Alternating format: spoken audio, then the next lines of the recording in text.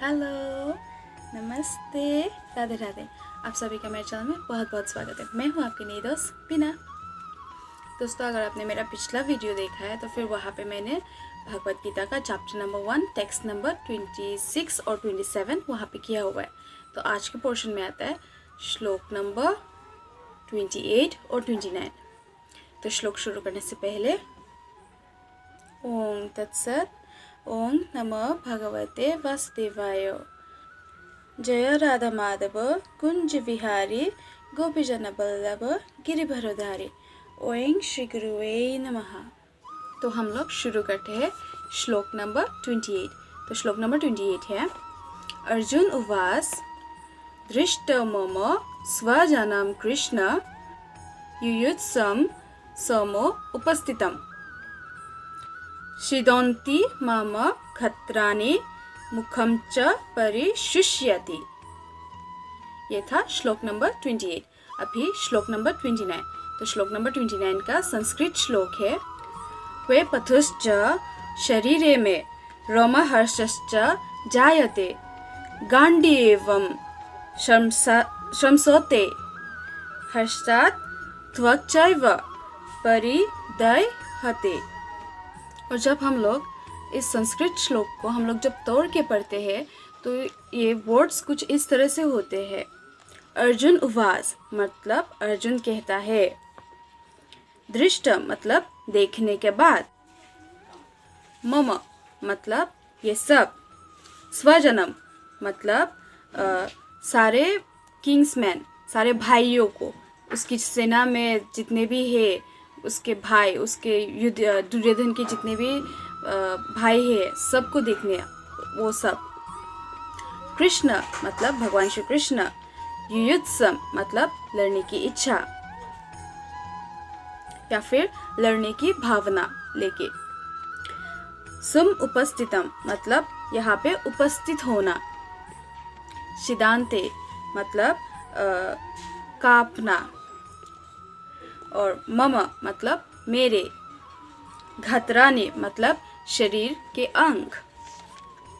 मुखम मतलब मुंह। च मतलब और।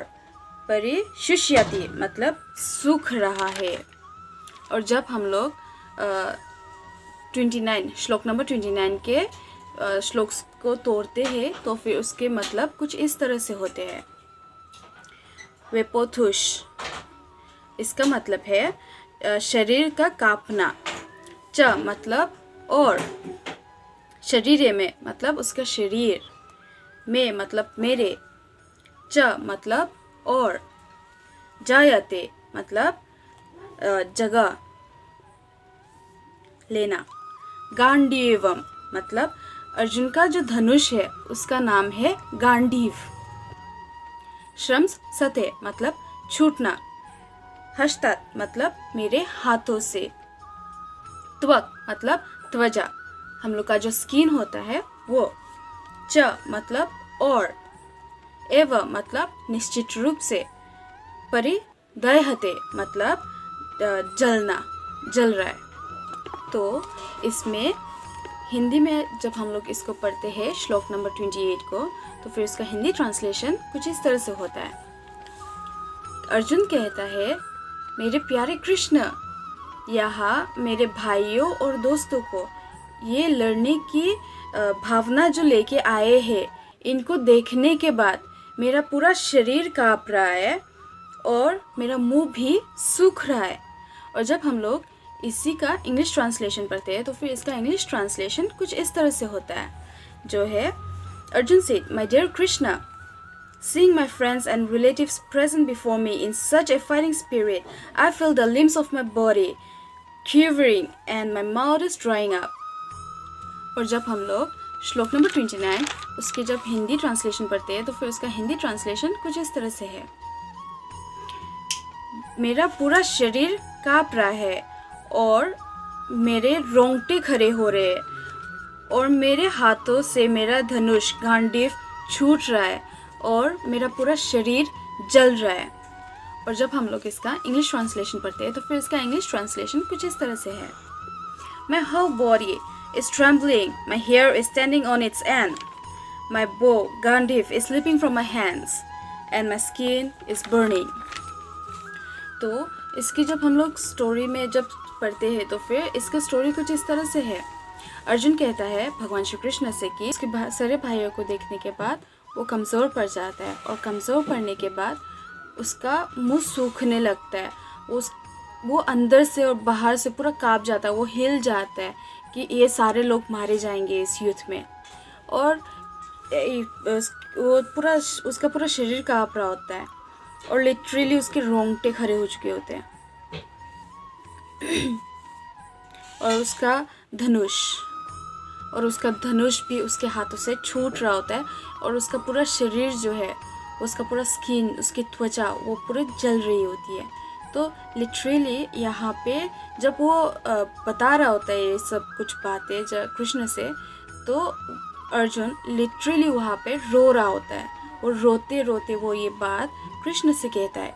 हालांकि ये बात इसमें मेंशन नहीं की गई है श्लोक में, लेकिन वो रो रहा होता है कि उसके सारे भाई, उसके सारे दोस्त इस युद्ध में मारे जाएंगे।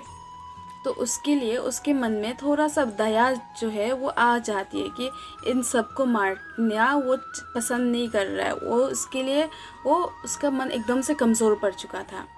यहाँ पे इस श्लोक में एक वर्ड शरीर का कांपना दोनों श्लोक में मेंशन किया हुआ है।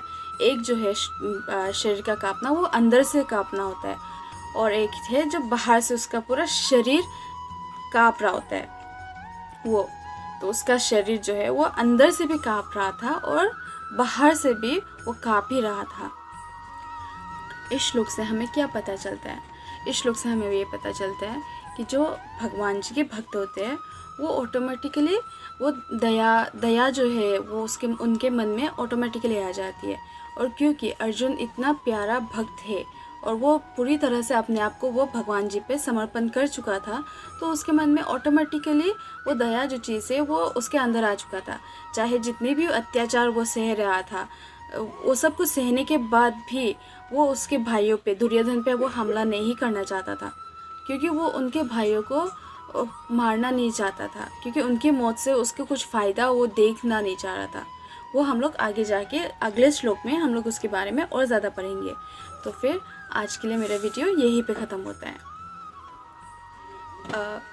मैं सारे गुरुजन से अगर माफ़ी मांगना चाहूँगी, अगर मेरे संस्कृत के श्लोक के उच्चारण में अगर कोई मिस्टेक्स आ रही है तो फिर उसके लिए कृपया मुझे माफ़ करें, क्योंकि मैं कोशिश कर रही हूँ और मैं परफेक्ट से परफेक्ट मैं परफेक्टली इसको प्रेजेंट करूँ।